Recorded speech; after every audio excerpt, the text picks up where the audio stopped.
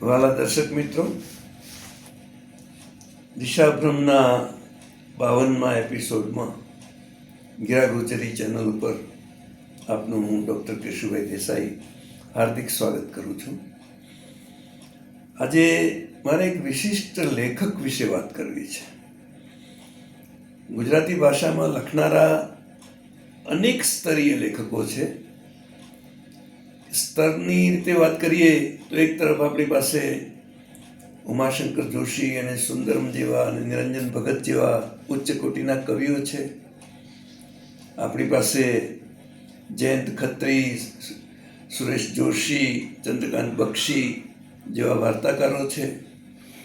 અને આપણી પાસે છેક ગોરધરામ ત્રિપાઠીથી માંડીને છેલ્લે ફરી એકવાર તમને કહું તો બિલકુલ છેક ખૂણામાં પડેલા એવા ડૉક્ટર જીયા મહેરિયા જેવા નવલકથાકારો છે. તો આ સંદર્ભે આજે જેના બે પુસ્તકોનું વિમોચન કરવા હું જઈ રહ્યો છું તે પ્રોફેસર પૃથ્વી શાહ.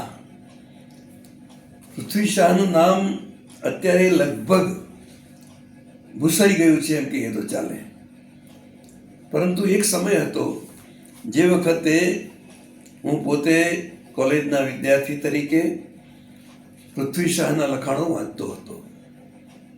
એમની વાર્તાઓ, એમના લેખો, એમની કોલમ અને એમના સમાચારો એ બધું હું નિરાંતે અને રસપૂર્વક વાંચતો હતો. ત્યારે મને એમ લાગતું કે આ પૃથ્વી નામના કોઈ મહિલા હશે, પરંતુ હકીકતમાં જ્યારે એમને પહેલો મળ્યો ત્યારે ખબર પડી કે પૃથ્વી શાહ એ પુરુષ છે, વળી એ કચ્છના જૈન છે અને ગાંધીનગરમાં રહે છે. અધ્યાપક હતા, નિવૃત્ત થયા છે, એકલા છે. આપણા ત્યાં આજીવન એકલા રહેનારા એવા લેખકો અને કવિઓ ઘણી વખતે વિશિષ્ટ લેખકો તરીકે, વિશિષ્ટ કવિઓ તરીકે પોતાની છાપ છોડી જતા હોય છે. હિન્દીમાં સુમિત્રાનંદન પંત અને આપણા ત્યાં નિરંજન ભગત આજીવન કુંવારા રહ્યા છે.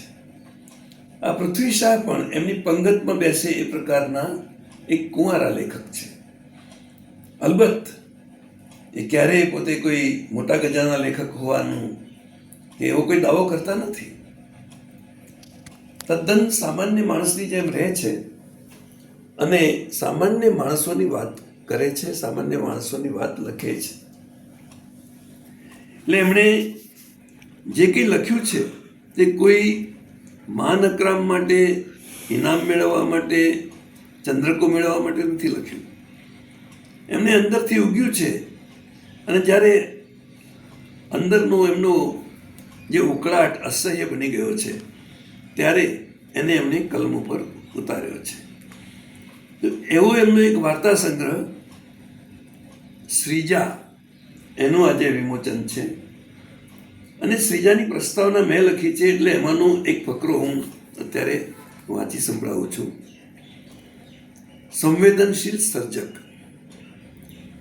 જે સમયગાળામાં મેં કનૈયાલાલ મુનશીની પ્રથિતયશ નવલકથા પૃથ્વી વલ્લભ વાંચેલી એ જ 60ના દાયકામાં પૃથ્વી શાહની શીરાની જેમ ગળે ઉતરી જાય એવી વાર્તાઓ પણ જાણીતા સામયિકોમાં દ્રષ્ટિગોચર થતી રહેતી. એક એવા સંવેદનશીલ સર્જક છે કે જે ફક્ત ને ફક્ત નજરે જોયેલું અને ભીતરને ઝકઝોરી જનારું સત્વ કાગળ પર ઉતારી માત્ર નિજાનંદ ખાતર નહીં પણ છેક છેવાડાના વાચકને સમજાય એવી ભાષામાં લખતા રહ્યા છે. એથી એમને કોઈ ચોકઠામાં પુરાવાની જરૂર નથી લાગી. એમને ઇનામ અકરામ ઓળવી લેવાની કે પોખાવાની ઈચ્છા નથી. એ ધારે તો મરડી મઠારીને કહેવાતી કલાત્મક વાર્તાઓ પણ લખી શકે એમ હતા, પણ એમને તો છેક તળિયે બેઠેલા માનવી પાસે પહોંચવું હતું. એટલે આશા વિરેન્દ્રની બોધક વાર્તાઓની જેમ એમની વાર્તાઓ વિદ્વાનોથી લઈ 4 ચોપડી ભણેલા ગામડાના વાચકને પણ વાંચવી ગમે તેવી બની છે. એ નક્કર કથા વસ્તુ અને પાત્રાલેખન ઉપરાંત ચોટદાર સંવાદો તથા અણધાર્યા અંતને કારણે ખાસી પ્રાસાદિક અને ક્યારેક કલાત્મક પણ બને છે. એમના દીર્ઘ અનુભવ જગતમાં સૌથી વધારે મહત્વનું છે મીણ માટીના માનવીની અંતર્વ્યથા. એનો પ્રત્યક્ષ પરિચય થાય છે અને પછી એ એમના સંવેદનશીલ માનસમાં ઘૂંટાય છે, બરાબર એનું રસાયણ થાય છે ત્યારે તે એમની કલમની અણી પર ઉતરી આવે છે.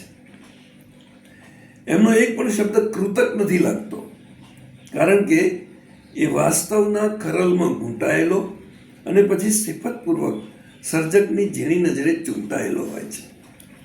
એક શબ્દથી ચાલે એમ હોય તો લેખક બીજો શબ્દ ઉમેરી વાચકના માથે બોજ બનવામાં પાપ માનતા લાગે છે. જીવનની અલગ અલગ તરાહો લેખકે એમના સુદીર્ઘ જીવનકાળ દરમિયાન જોઈ છે, જાણી છે, માણી છે અને પ્રમાણી છે. એમણે માનવીના વિવિધ રૂપો નજરે નિહાળીને એમના સંવેદનશીલ હૃદય પટલ પર એ જેવી ઝીલાઈ છે એવી એની છબી ઈમાનદારીપૂર્વક રજૂ કરી દીધી છે. તો આવા એક લેખક એમની 80 પારની ઉંમરે શ્રીજા નામનો આ વાર્તા સંગ્રહ લઈને આવે છે અને અનકહી અનુભૂતિયા એ નામે હિન્દી કવિતાઓ લઈને આવે છે. હિન્દી એમની માતૃભાષા નથી, પરંતુ જ્યારે બેસી જાય છે ત્યારે એ સરસ હિન્દી લખી શકે છે. અને એ કોની વાત કરે છે? ક્યારેક પ્રેમની વાત કરે છે, ક્યારેક લોકડાઉનમાં દુઃખી થતા માણસની વાત કરે છે. મને તરત જ યાદ આવે આપણા નિરાલાજી, વહ તોડતી પથ્થર દેખા ઉસે मैंने इलाहाबाद के पथ पर. અથવા મને યાદ આવે રવીન્દ્રનાથ ટાગોરની પેલી કવિતા જેનો અનુવાદ આપણા અનુસર્જન કહી શકાય, ઝવેરચંદ મેઘાણીએ કર્યો હતો. દીઠી સાંતાલની નારી હે આજ મેં દીઠી સાંતાલની નારી, શીમડુના ઝાડ હેઠ હળીઓ તે કાઢતી ને દીઠી સાંતાલની નારી. તો આવા હેવ નોટ્સ એટલે કે સર્વહારા સમાજને પોતાની રીતે નરી આંખે જોઈને, એની બહુ નજીક જઈને, એની સાથે આત્મીયતા કેળવીને એની જ ભાષામાં રજૂ કરવાની બહુ જ સુંદર કોશિશ આપણો આ લેખક કરતો આવ્યો છે. અને તમને નવાઈ લાગશે, આટલા વર્ષ પછી પણ એ જ્યારે અહીં ગાંધીનગરમાં ભાડાના મકાનમાં રહે છે ત્યારે એમને મળતા પેન્શનમાંથી 50% ઉપર એ ખેરાત કરી દે છે. અને જેને ખેરાત કરે છે એને ભૂલથી પણ ખબર ન પડે કે એમણે ખેરાત કરી છે એનું ધ્યાન રાખે છે. એ સવારે નીકળી પડે, કોઈ ઠંડીથી ઠૂઠવાતા મજૂર ઉપર એકાદો ઊનનો ધાબળો ઉડાડીને નીકળી જાય. એ કોઈ વિદ્યાર્થીની ફી ભરી આવે, વિદ્યાર્થીને ખબર પણ ન હોય, ગરીબ વિદ્યાર્થીને, કે મારી ફી તો ભરાઈ ચૂકી છે. આવા પૃથ્વી શાહ ખરેખર ગાંધીનગરનું ઘરેણું છે, પરંતુ ગાંધીનગર એમને જાણતું નથી. ત્યારે આજે એમના 2 પુસ્તકો નિમિત્તે મારા પરમ મિત્ર અને પૂર્વ માહિતી ખાતાના વરિષ્ઠ અધિકારી પુલક ત્રિવેદી એમનું પ્રકાશન એમને ફરી એકવાર પ્રજાની વચ્ચે રમતા મૂકી રહ્યું છે. એપી કન્સલ્ટન્ટ્સ એમને એમના બંને પુસ્તકો પ્રજા સમક્ષ મૂકી રહ્યા છે, ત્યારે હું આ બંનેને અભિનંદન આપું છું.